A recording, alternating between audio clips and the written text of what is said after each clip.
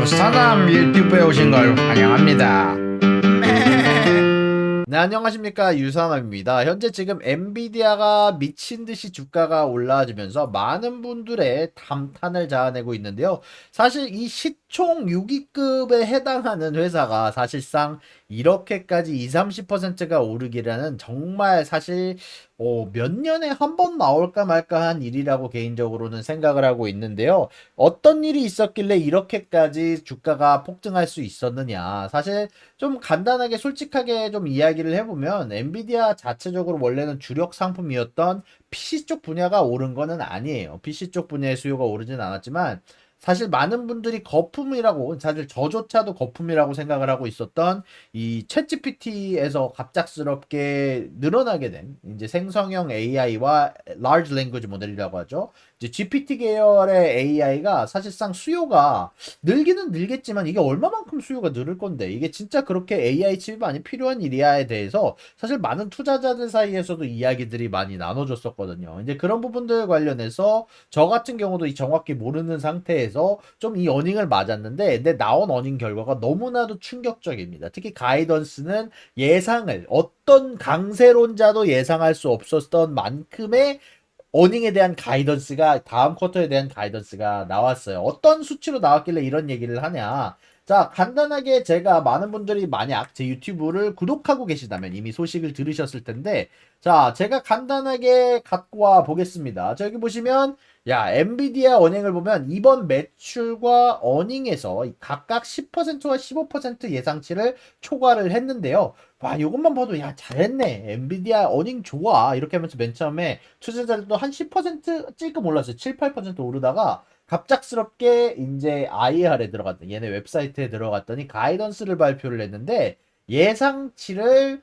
50%를 초과하는 어마어마한 1.5배의 1쿼터 만에, 한 쿼터 만에 매출량이 1.5배로 상승하는 미친 예상치를 내놓게 되면서 사실상 오늘 주가가 20, 30%가량 폭등하는데 가장 큰 역할을 했습니다. 사실 이거 어닝콜을 제가 여러분들과 같이 들으면서 구독자분들이랑 같이 들으면서 같이 이 모든 부분들을 통역을 하면서 여러분들과 같이 이야기를 나눴는데요. 사실 여기에 대해서 말씀을 드렸지만 가장 커다란 역할을 했던 부분들은 AI예요. 오늘 AI라는 단어를 거의 뭐 한 제가 봤을 때 한 500번은 쓴 것 같은데 간단하게 말하면 생성형 A라는 AI가 많은 사람들이 이제 많은 회사들이 이 생성형 AI를 만들려고 하고 있잖아요. 사실 재미난 건 이 AI의 강자가 다들 챗GPT라고 생각해서 이 챗GPT를 다 쓸 거다라고 생각을 하지만 중요한 거는 이 챗GPT라는 분이 사실 삼성에서도 안 쓰지 않습니까? 자, 그 이유 자체가 뭐냐? 보안에 문제가 생긴다. 그렇다면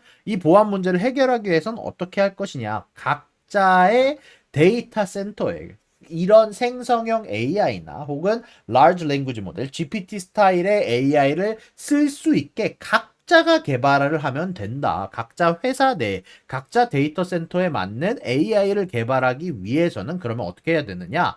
바로 엔비디아의 인공지능 칩을 뭐 H100이라고 하는데 정확히 말하면 가속형 칩이라고 얘기를 하더라고요. 가속형 컴퓨팅 모델이라고 얘기를 하는데 이건 좀 너무 먼 이야기고 간단하게 얘기하면 그냥 인공지능 칩을 엔비디아가 팔고 있는 이 인공지능 칩을 갖고 와서 써야 된단 말이에요. 뭐 챗GPT 혼자서 독주하게 되면 모든 사람들이 얘네 걸 쓰면서 사실상 수요가 그렇게 늘지 않았을 텐데 지금은 모든 회사들이 각자 이 챗GPT 스타일의 AI를 그리고 생성형 AI, 그림 그려주고, 노래 그려주고, 뭐 파워포인트 만들어주고 하는 장식의 이런 생성형 AI를 각자 만들고 있다는 거예요. 이제 그러다 보니까 이런 엔비디아의 AI에 관련된 칩의 수요가 어마어마하게 늘고 있는 거죠. 예상치를 초월할 정도로 많이 오더가 들어왔다고 얘기를 해요. 자, 이제 그런 가운데 안에서 재미난 거는 이게 그러면은 한 번에 끝날 거냐, 아니면 이게 과연 앞으로도 지속될 수 있느냐, 이거를 생각해보고 많은 사람들이 저랑 비슷한 생각을 했을 거예요. 이게 일회성일까? 결국 데이터 센터 차리면 다 끝나는 거 아니야? 라고 생각을 했지만 사실 앞으로 생각을 하면 지금 중국과 러시아 쪽의 수요도 있고요. 사실 지금 다들 제재를 당하고 있는 상황이라서 칩을 못 갖고 들어있죠. 이런 비싼 칩을 못 갖고 들어있는데 앞으로 이런 수요가 앞으로 풀릴 가능성도 있고요. 그리고 좀 더 중요한 거는 앞으로 계속 개발이 진행되면서 개발이 진행됨에 따라서 더욱 효율적으로 쓰고 싶은 기업들이 계속해서 우리 칩을 구매할 거다라고 얘기를 하기도 했고, 그리고 이런 AI 모델 자체를 데이터 센터를 자체를 사용하기 위해서는 그러니까 광역폭이라고 하죠. 이제 우리들이 이제 전파를 주고 받을 때 이제 쓰는 광역폭 대역폭이라고 하나? 대역폭이 있는데 그 대역폭에 관해서도 이제 엔비디아 칩을 또 쓴다는 거예요. 근데 이 AI 생성형 모델을 여러분들이 제대로 즐기기 위해선 이 어마어마한 데이터가 오갈 필요가 있어요. 결론적으로는 데이터가 영상도 주고받고 사진도 주고받고 그래야 되다 보니까 일단 그런 부분들 관련을 해서 이 AI 칩뿐만이 아니라 네트워킹 칩도 계속해서 커다란 수요가 붐이 일어나고 있다는 거예요. 그리고 아예 엔비디아가 대답을 했습니다. 이건 일회성으로 끝날 수요가 아니다. 앞으로 아마 2번이나 3번 쿼터 정도는 최소 더 이어갈 만한 어마어마한 성장세를 우리가 보여줄 수 있다라고 엔비디아 쪽에서 젠슨 황 대표와 그리고 오늘 대답을 해줬던 여러 직원들이 이야기를 해줬습니다.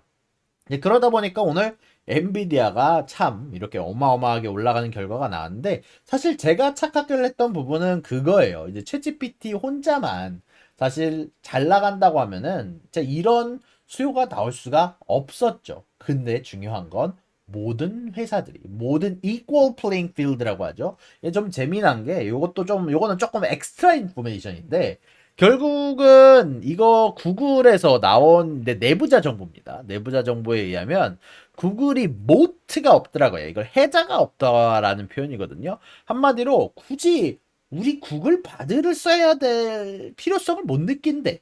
구글 내부에 있던 사람이 AI 연구자가 얘기를 한 말인데 다른 AI들도 바드나 챗GPT의 90%에 해당하는 결과를 낼 수 있다는 연구 결과가 너무나도 많이 지금 사실 인터넷상에 존재하는 상황이에요.